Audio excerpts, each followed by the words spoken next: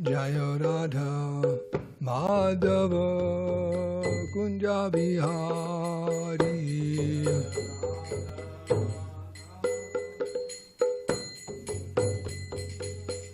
Jaya Radha Madhava Kunja Bihari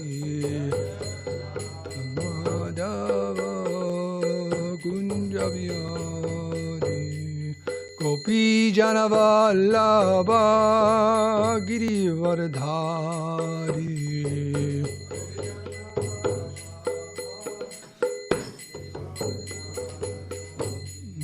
Gopi Janavallabha Girivardhari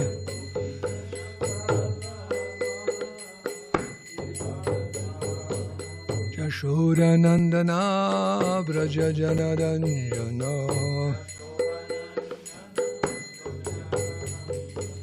Yashoda Nandana Braja Janaranjana Jamunatira Vanachari Jamunatira Vanachari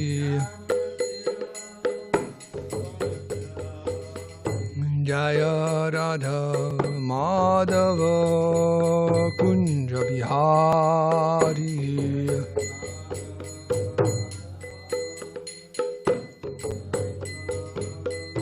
Jaya Radha Madhava Kunja Bihari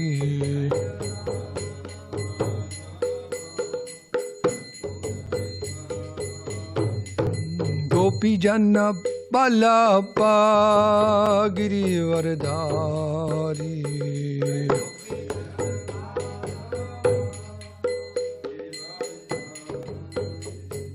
Gopi Jana Ballabha Girivardhari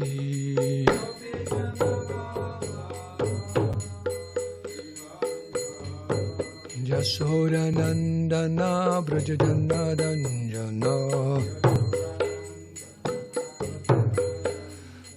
Yashoda Nandana Brajajana Danjana Jamunatira Vanachari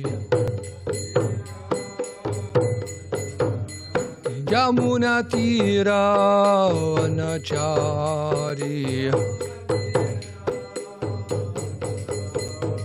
Jayo Radha Madhava Kunja Bihari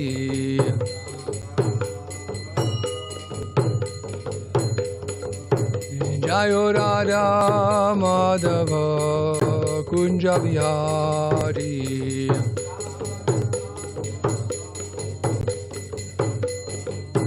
Jayo Radha Madhava Kunja Bihari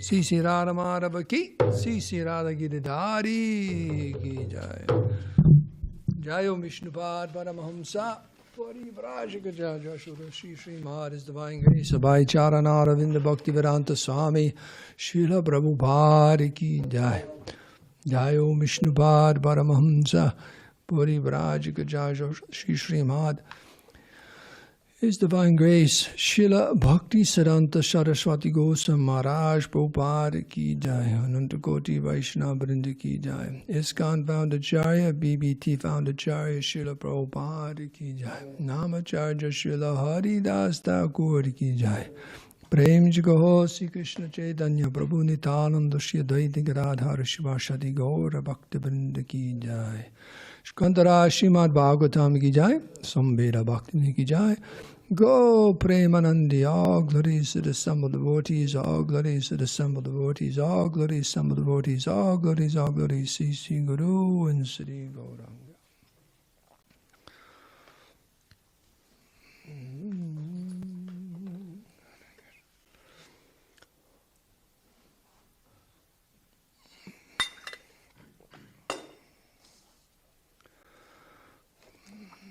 So in regards to Murkha Jayanti, Muda, okay.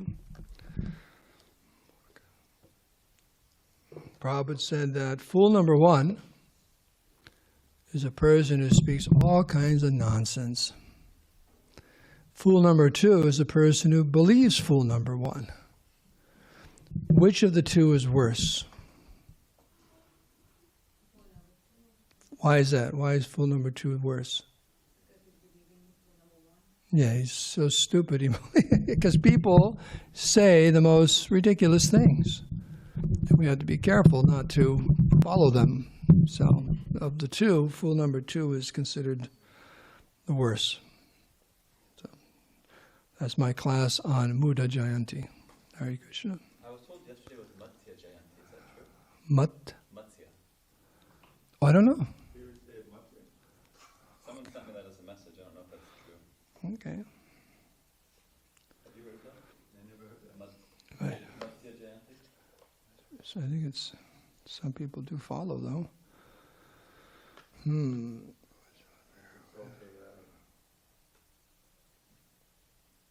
Panchang. I've never seen it on the Panchang. Okay. So this morning reading from the Srimad Bhagavatam. This is Canto 8, Chapter 5. Correct? Yes. Okay, there's a, just double checking. Text 45. This is called the Demigod's Appeal to the Lord. Om Namo Bhagavate Vasudevaya. Om Namo Bhagavate Vasudevaya. Om Namo Bhagavate Vasudevaya. So text 45. Sa Tvam No Darshayatmanam Asmat Karana Gocharam Prapananam Didrikshunam Sasmitam Te Mukham Bhujam Satvam no Darshayatmanam Asmat Karana Gocharan Prapanam Didrikshunam Sashmitam Te Mukham Bhujam Satvam no Darshayatmanam Asmat Karana Gocharam Prapanam Didrikshunam Sasmitam Te Mukham Bhujam Satvam no Darshayatmanam Asmat Karana Gocharam Prapanam Didrikshunam Sasmitam Te Mukham Bhujam.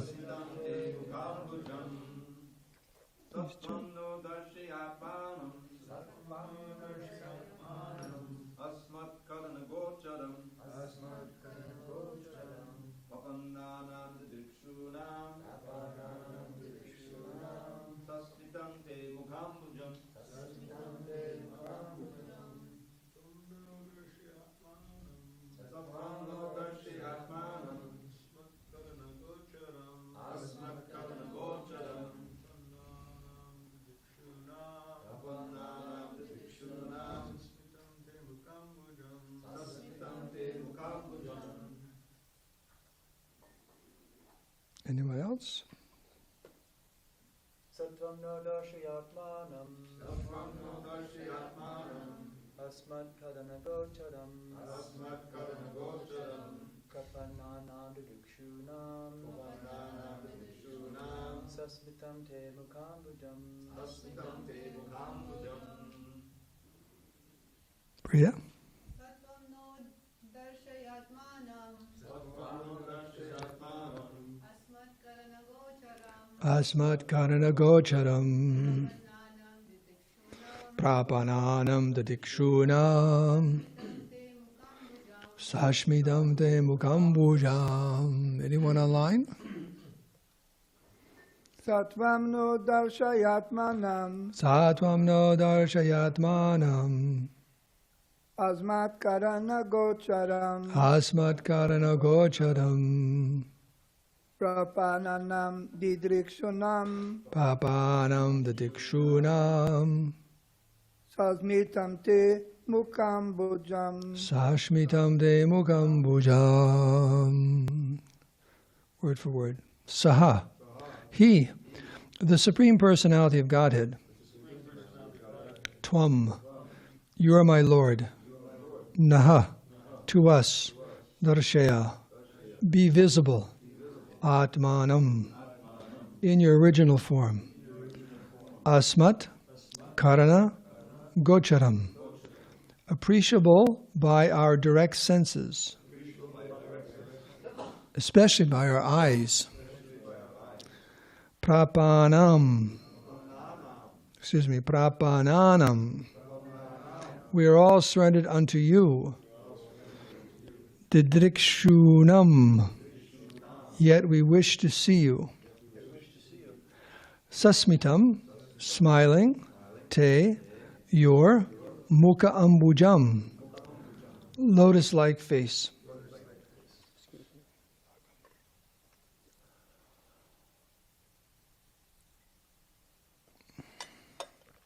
The translation and purport by Srila Prabhupada. O Supreme Personality of Godhead, we are surrendered unto you, yet we wish to see you. Please make your original form and smiling lotus face visible to our eyes and appreciable to our other senses. Purport. The devotees are always eager to see the Supreme Personality of Godhead in his original form, with his smiling lotus-like face. They are not interested in experiencing the impersonal form. The Lord has both impersonal and personal features. The impersonalists have no idea of the personal feature of the Lord, but Lord Brahma and the members of his disciplic succession want to see the Lord in his personal form. Without a personal form, there can be no question of a smiling face, which is clearly indicated here by the words sasmitam te mukambujam. Those who are in the Vaishnava Sampradaya of Brahma always want to see the Supreme Personality of Godhead. They are eager to realize the Lord's personal feature, not the impersonal feature. As clearly stated here, asmat karana gocharam. The personal feature of the Lord can be directly perceived by our senses. Om Agyantimarandasya Gyananjana Salakaya Chakshurunmilitam Taismai Sri Gurave Namaha Shri Chaitanya Manobhistam Stapitam Yena Bhutale Swayam Rupa Kadamayam Dadati Svabadandikam Sri Krishna Chaitanya Prabhu Nityananda Shri Advaita Gadadhar Shivasari Gaur Bhaktivedanta Hare Krishna Krishna Krishna Hare Hare Hare Ram Ram Ram Hare Hare Banchikapatarubhascha Kripa Sindhu Bheva Patidanam Bhavanebhyo Vaishnavibhyo Namo Namaha. So by your prayers and blessings, I'll try to say a few words. Translation again to text 45. O Supreme Personality of Godhead, we are surrendered unto you. Yet we wish to see you. Please make your original form and smiling lotus face visible to our eyes and appreciable to our other senses. So Prabhupada's referring to here that you have these two features of the Absolute Truth. Actually, there's three. Brahmeti, Paramatmeti, Bhagavaniti Shabdate. That there's the impersonal, Brahman, there's Paramatma, and then there's Bhagavan. These are features of the Absolute Truth. But all of them, or I put it this way, the impersonal Brahman and Paramatma emanate from Bhagavan. It's the supreme realization or source of all other, of everything. What is that Krishna saying in the Bhagavad Gita? Am sarvasya prabhavo. Everything's coming from him. Everything. There's not like something that, oh, it's coming from somewhere else. Everything's coming from Krishna. Just like sunshine, it's coming from the sun. Do you ever doubt that when during the day that there's some light coming from somewhere else up there? No, it's all coming from the sun. All the light in the universe is coming from the sun. Now, when we hear this sometimes, the prayer is, oh, please show me that form of yours, your smiling face, behind, covered by the effulgence. What verse do we think of? What book do we think of? Ishopanishad, right? Yeah, do you all think that? That was all on your minds, like you were just itching to say that, along with Dvita? Yes, there's two verses in the Ishopanishad, 15 and 16. So. I was thinking of that Mangalananda song, you know, that Govinda. Do you know one? Mm-hmm. It starts, Lord, Do you want to sing it? Want to give me a microphone? but it starts with that idea we should mention. Lord, the sun's effulgence like your face. So this Hiranmayena Patrena, the text 15 is, O my Lord, sustainer of all that lives, your real face is covered by your dazzling effulgence. Kindly remove that covering and exhibit yourself to your pure devotee. And then in text 16, O my Lord, O primeval philosopher, maintainer of the universe, O regulating principle, destination of the pure devotees, well-wisher of the progenitors of mankind, please remove the effulgence of your transcendental rays so I can see your form of bliss. You are the eternal Supreme Personality of Godhead, like unto the sun, as am I. So these are pretty much the primary verses that are quoted when we're discussing this topic. Of course, different things come up. I have a whole bunch of verses from the Gita, Bhagavatam, got the Brahma Samhita. But a little discussion here as far as seeing the form of the Lord. Let me just do what I just did. There we go.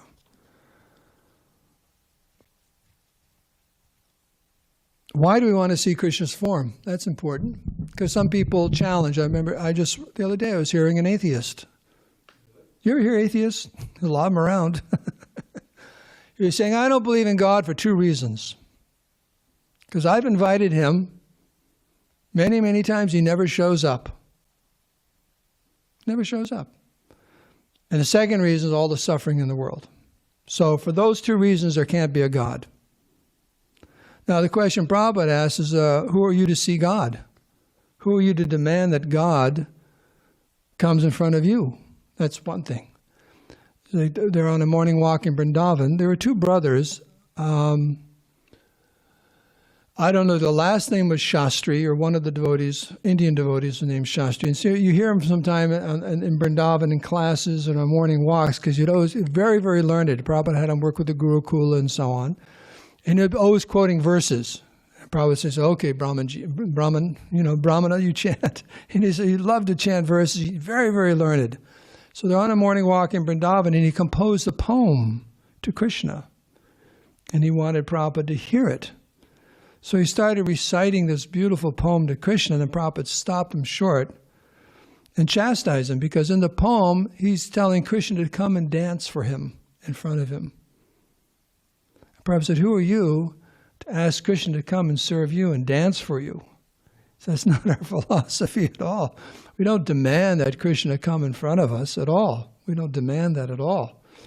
Srila Bhaktisiddhanta said, don't ask Krishna, or don't try to see Krishna, act in such a way where Krishna wants to come and see you. That's how we do it. That's our philosophy. So this demanding, show me God, or show me the face of God, or Krishna, you come and dance for me, that's not our line at all. That's not our line at all. Krishna doesn't appreciate that at all. Because Krishna, again, becomes the order supplier. It's definitely a step up from simply give me sense gratification in the material world, but it's not pure because you're demanding something from Krishna. The devotee doesn't ask anything from Krishna whatsoever. And Krishna reveals himself in due course of time. Just like Srila Bhaktisiddhanta said, you won't find Krishna in a bush in Vrindavan. You won't find him there. You can't buy a ticket to Vrindavan. It has to do with the purity of heart, and Krishna reveals himself. So some of these different points that are made. one gentleman was talking to Prabhupada, and he's saying how he had seen Krishna. He wanted to impress Srila Prabhupada that he had seen Krishna. And Prabhupada said to him, he said, very good, now serve Krishna. Now serve Krishna. In other words, okay, so you're seeing Krishna. Well, the real thing is service. The real thing. So if you're so exalted that you're seeing Krishna, well, render some service to Krishna. That's the real thing. And there's another story that Prabhupada was on a train, and a man came to speak to him. Or maybe it was on a train, but the gentleman was speaking to Prabhupada and said that he was on a train, and Lord Jagannath was outside the window following the train, and he was seeing Jagannath. So Prabhupada wasn't very impressed at all. And he made the point that what is this seeing Krishna just once? It's not that you see Krishna and then you don't see Krishna, you just go back to your ordinary life. If you're so pure that you actually see Krishna, your whole life has changed. Your whole life has changed. So you're not just seeing Krishna once and that was it. Just like, I ran into so-and-so the other day. Right? You may went up to Los Angeles, I saw Janardhan. Hare Krishna. Just happened to run into him. So I just happened to run into Krishna. So it's not like that. Lord Brahma, we're speaking about the Brahma Sampradaya here in the purport. What is that verse in the Brahma Samhita? Premanjana churita bhakti valochanena santa sadaiva hridesha valokayanti. Santa sadaiva. That means the saintly people are they're always seeing Krishna because their eyes are anointed with the prem anjana, the salve of love. Premanjana churita bhakti valochanena santa sadaiva hridesha valokayanti. They're always seeing Krishna in the heart. They're always seeing Krishna in the heart. It's not like a one-off thing. That I saw Krishna, and you want to mention it at a party or something. Like people always bring up things at gatherings. Oh, something, a little something to drop. Oh yeah, I saw Krishna. Like that. And you read different books about yogis and this and that, how they go to Vrindavan and so they saw Krishna at Seva Kunj or this place or that place. And there's even that story, you're not supposed to go in there at night because you'll see Krishna and go crazy and all kinds of things like that. So the point is Krishna reveals himself to his devotees in due course of time. But devotees are always excited to see Krishna and serve Krishna. If the desire to see Krishna is sense gratification, just like there's so many, the eyes always want to see something very, very beautiful, right? That's just the eyes. They want to see form, beautiful forms, whether it's people, places, or things, right? Oh, let's go to, you're a sannyas candidate, traveler of the world. What's a beautiful place you've been to? Yeah, you say, it's a very beautiful place. Oh, okay, it's just in Hawaii, one of the most beautiful places in the world. People from all over the world, Hawaii. So you say, why do you want to go to Hawaii? Oh, it's just a very beautiful place to see. So if it's just I want to see Krishna because he's beautiful, it's another something for me to enjoy. Krishna doesn't reveal himself. Krishna doesn't reveal himself to such. It's out of love and affection the devotees want to see Krishna and they want to render service to Krishna. It's not they want to enjoy Krishna. That's the point. The mood is there not to enjoy Krishna. So, and also Srila Prabhupada said for those who aren't seeing Krishna directly now because of not being on the pure platform of a pure heart, is a very in the fourth canto of the Bhagavatam, he makes the point there is something that's tantamount to seeing Krishna face to face. What does tantamount mean? Do you know? Equal. Okay. So what is tantamount to seeing Krishna face to face? Do you know that famous purport? It has to do with what? You know? Yes. After the spiritual master leaves, following the spiritual master's instructions is tantamount to seeing the Supreme Personality of Godhead face to face. So that's how we'll see Krishna, through the instructions of the spiritual master. So, Lord Brahma, is he still speaking? Yes. On behalf of the demigods. So, let's read a little bit here. Lord Brahma, and it changes with the mood, because Lord Brahma, we know in our universe, is a very great devotee. But there's things known as the Brahma Vimohan Lila. Vimohan means bewildered. Because he was seeing Krishna in Vrindavan, he was thinking, who is this Krishna? And he wanted to test him, so he just stole all the cowherd boys and the calves and that whole pastime. And when he came back around, Krishna was showing him, manifesting that he had expanded himself into all the cowherd boys and calves, and they're all Vishnu forms, and a completely Vimohan, bewildered Lord Brahma. But he set him straight at exactly who Krishna is. And there's a whole chapter, prayers by Lord Brahma, after this Leela. I just wanted to read the first 2 verses because he's talking about seeing Krishna. Now he's seeing Krishna, now that he's understood who Krishna really is.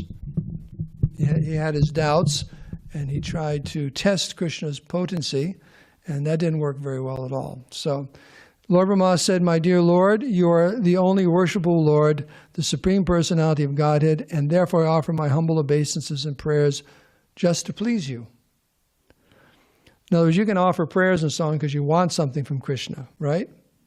That's quite common, and that's okay. Better you offer to Krishna than don't offer them to Krishna. But here he's saying, I'm offering all my prayers and obeisances just to please you. O son of the king of the cowherds, your transcendental body is dark blue like a new cloud. Your garment is brilliant like lightning, and the beauty of your face is enhanced by your gunja earrings and the peacock feather on your head. Wearing garlands of various forest flowers and leaves, and equipped with a herding stick, a buffalo horn, and a flute, you stand beautifully with a morsel of food in your hand.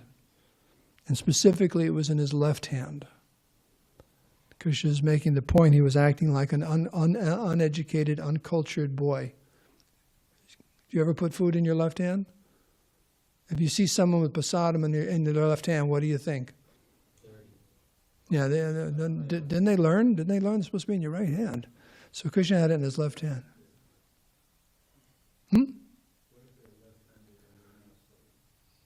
Just tell him put it in the right hand, out of respect.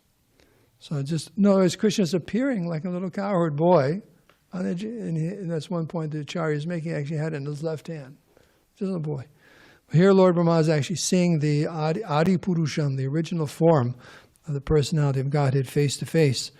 My dear Lord, neither I nor anyone else can estimate the potency of your transcendental body, which has shown such mercy to me and which appears just to fulfill the desires of your pure devotees. So Krishna appears to fulfill the desires of his devotees. That's how he appears. He doesn't appear to the non-devotees. Of course, Prabhupada said he appears in what form? Death. You want to see God? He'll come to you in the form of death. Like that. Although my mind is completely withdrawn from material affairs, I cannot understand your personal form. How then can I possibly understand the happiness you experience within yourself? So Brahma is saying here that his mind is completely under his control. Wouldn't that be amazing to have your mind under your control completely? Yes. But still, I said, that's what it means. I can't understand your personal form. So Krishna is revealing this to his devotees. So Krishna reveals himself in many different ways to the devotees according to the devotees' Krishna consciousness. So you can come before the deities, and in different days they appear more beautiful than other days, or even on the same day. Krishna is reciprocating. And there's some deities you go to, and you feel waves of bliss just coming off the altar. Isn't it true? Isn't it true? So you experience here, like during kirtan here, that increases the ecstasy. We were reading the other day about the Keturi kirtan, Narottam Das Thakur. So having this kirtan, also in the whole room filled with this amazing fragrance. And he realized it was the deities on the altar. They were permeating the whole temple room with their intoxicating fragrance. And then the kirtan got more and more ecstatic, then Lord Chaitanya appeared. So the deities are there, and they reciprocate with the devotees. So Krishna is reciprocating with his devotees in many, many different ways. But the point is, we want to see Krishna, we want to be with Krishna to serve Krishna. Not, it's just like, probably be visiting a house, someone's house of an Indian, and they have deities there, but they're just on the mantle. They're just on the mantle like a statue or something. They're not being worshipped nicely, you know. And I think that was the man who wanted Prabhupada to talk about Rasa Lila. And Prabhupada said, I'm not going to speak about Rasa Lila. So Krishna reciprocates with his devotees. He'll reveal himself 100%. Krishna says, Bhaktyamam abhijananti. It's by devotional service that you'll understand me. And to the extent we are Krishna conscious, Krishna reveals himself. So if we are perceiving Krishna 1%, what does that mean about our devotional service? 1%. We got about 1%, 50%, we go all the way up to 100%. And then Krishna reveals himself 100%. And he's not hiding. People say, why doesn't God just show himself? We wouldn't appreciate it. We wouldn't even know if we saw him. Like it says, when Krishna was here 5,000 years ago, Prabhupada says about 200 people, right? Prabhupada says that, about 200 people understood that he was the Supreme Personality of Godhead. All the Yadavas and the Kauravas, and some great personality. This is the residents of Dwarkasam as Paramatma, but no one understood him as Bhagavan. Ishvara Paramakrishna Satchidananda Vigrahanadi Radhiya Govinda Savakarakaram. They didn't see him that way. Very few people, and these are people right in front of him. You know, we just heard this story the other day about when Krishna was there asking for peace before the battle of Kurukshetra, and he came to Duryodhana's, and Duryodhana didn't want to deal with it, so he told his guards to arrest Krishna. So they came at Krishna to arrest him, and Krishna manifested in universal form. And all the guards ran away to Duryodhana and said, he's Vishnu, he's Vishnu, he's Vishnu. And Duryodhana said, no, he's not. He's just a yogi in his last life. He's got some mystic potency. He's just like flashing his lights everywhere. He's not God. That's what Duryodhana thought. He dismissed the whole thing. Just dismissed the whole thing. So Krishna's right there, showing the universal form, and still you think, oh, he's not God. He's just some yogi. You know, some powerful personality. His previous life, he performed so many austerities. So Krishna reveals himself to his devotees. And we all do the same thing. You reveal yourself according to your relationship with others. Right? Sankarshan, who knows your deepest, darkest secrets? Nobody. He forgot them? He doesn't have any. I'll put it this way, not deepest, darkest secrets. Just, who knows you the best? Mukunda. Okay. So you must have a good relationship with him. No? This guy's a comedian. But you know what I'm saying, right? Like that. Your dearmost friend is someone, what does Shakespeare say? Warts and all. Warts and all. They love you, they know you, warts and all. So whatever your faults are, they just know you and they love you because you're you. So, but that's not for everyone. You have to be very careful. Just like they say, one of the principles of a relationship is revealing your mind. You actually have to be careful who you reveal your mind to. It's like so many people just put things on Facebook and on internet and then, oh my God, what did I do? You know, the whole world knows. What do they call it? Hanging out your dirty laundry? Like that? They call it hanging out your dirty laundry? You got to be careful. You know, bearing your heart or, you got to be very careful. You reveal your innermost personality, those who are people very, very dear to you. So Krishna is actually our dearmost friend. He's actually in our heart. He knows everything already, but he's not reciprocating because of what's going on in our heart. That's what's happening here. But the demigods are very, very ecstatic, and they really want to, they're surrendered. The word is here, this prapananam, right? They're fully surrendered, they're all surrendered to you, and we want to see you because we want to engage in your devotional service. We're your devotees, like that. So that's their plea, like that. They're not demanding anything of Krishna, like that. Of course, they do. That's what this particular chapter is about. But they want to see Krishna, they want to serve Krishna.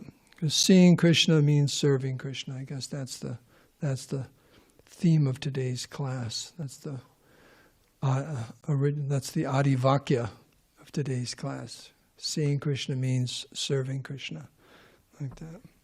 So, are there any questions or comments? Hare Krishna? Yes, Prabhu. Hare Krishna. May I? You may. Yes, I have a question. Prabhu, you know better than me that Bhaktisiddhanta used to say that don't ask of Krishna for Krishna to come and see you, to come to your presence and see you like an order supplier. What you should do is to act in such a way that Krishna would become interested in seeing you. So based on this, my question is, in what way should I act for Krishna to become interested in seeing me? That is my question. Okay. Microphone? Who has the microphones? Some over here.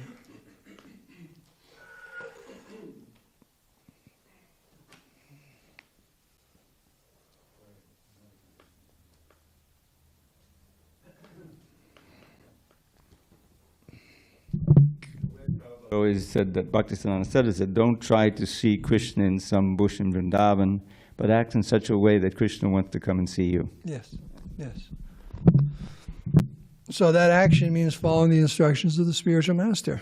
Prabhupada said it over and over and over and over again. And he even, many times, but Prabhupada would say, just follow the four regulative principles and chant 16 rounds, which means pure rounds, and you'll see Krishna in this lifetime. They said, Prabhupada, in this lifetime? Prabhupada said, yes, in this lifetime, at the end of this lifetime, you'll see Krishna face to face. So the instructions of the spiritual master are to bring us to that platform of being pure. And Krishna's actually attracted to all living entities. But there's no value in him showing himself to us if we can't appreciate it. Where's that line in the Bible about pigs and pearls? You know, I mean, just like we're saying in personal relationships, if someone doesn't like you, don't cozy up to them. Right? What's the point? You'll get hurt, and it just doesn't make any sense. So Krishna's in the heart just waiting for us, and doing whatever he can do to turn us around so we become purified and re-establish that relationship. He misses us more than we miss him. So that's what's going on. So the instructions of the spiritual master are to revive that dormant, covered Krishna consciousness. And everything will be revealed in due course of time. So Prabhupada should just very patiently, enthusiastically execute the orders of the spiritual master, and in due course, it all be revealed. And of course, we'll hear Krishna before we see Krishna. You know that? You're going to hear Krishna before you see Krishna. And that's the Hare Krishna mantra. You'll realize Krishna is his name before you see him. Nam will become before Rup. Like that. Does that answer your question? Yes, Prabhu. Thank you very much. Hare Krishna. Hare Krishna. Thank you for asking such a stimulating question. You're welcome. Is there anything else? Yes. You have a microphone?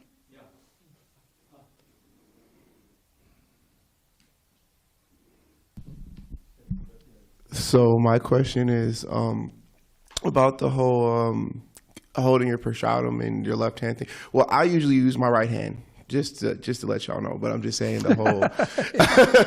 I mean, it's natural for me, so it's just something I do. So it's just the whole holding the prasadam in your left hand is what's confusing me. It's just like, what's so bad about you holding your prasadam in your left hand? Like it's like, what's that? Like some sort of like demonic thing or? No. It's a cultural. It's etiquette. It's cultural. I'm rather just perplexed about the whole situation. No, it's quite simple. It's a cultural thing. It's just like. I'm answering your question. It's like okay. So basically, the question is, like, if somebody is naturally left-handed, what if it's just more comfortable for them to hold the prasadam in their left hand? Okay. Here's the general principle. It's a cultural thing. All right. In this culture, that was the question. use your right hand for even sacred things like offering the artik and things like that. Okay? Use your left hand for unclean things. Okay? So you're going to, when it comes to prasadam, holy things, you'll put them in your right hand because your left hand you're using for unclean things. So it's a cultural thing. Now, there are going to be certain situations where you'll have to use your left hand. You have something and you have to hold it with both and this and that, and don't worry about it. But that is a cultural thing. You know, every country has, you know, I give the example sometimes when I explain this to people. We have one book called Mind Your Manners. It's a travel book. Came out years ago. There's probably about a dozen countries in there. It's a nice book, small book, because it talks about when you visit those countries, what their culture is, what their etiquette is. And, you know, if you follow that, you'll probably be quite happy. You won't offend people and so on. The example I always give is that Mexico and India, whenever you're invited to something, don't come on time, it says. Come late. Because guests don't expect you to be on time. When you're in Germany, you come 5 minutes early. You know, when to bring a gift, when not to bring a gift, all these there's different things. And if you know those cultural etiquette, it's good. So it's just a practical thing. Very, very simple. You know, and you know, what happens if someone doesn't have a right hand? They only have a left hand. Are they going to go to hell? No. Don't worry about it. But it's just you're observing and honoring a particular culture like that. And it has meaning because, you know, you're doing sacred things or things with your right hand, unclean things with your left, so you just separate it. It's a very fine detail, refined detail of the culture. Just like when you come in through a door, you're supposed to right foot first is the etiquette for a friend. Left first means you're coming to pick a fight. When Hanuman came into Lanka, was it left or right foot first? It was left. Right there. And in fact, he even slapped the deity of Lanka, sent her flying, because she tried to stop him. So there's just different etiquette from this culture. Is that it, or any other questions? Can we end here? You do have a question, okay. Do you have a microphone? Thank you for the class.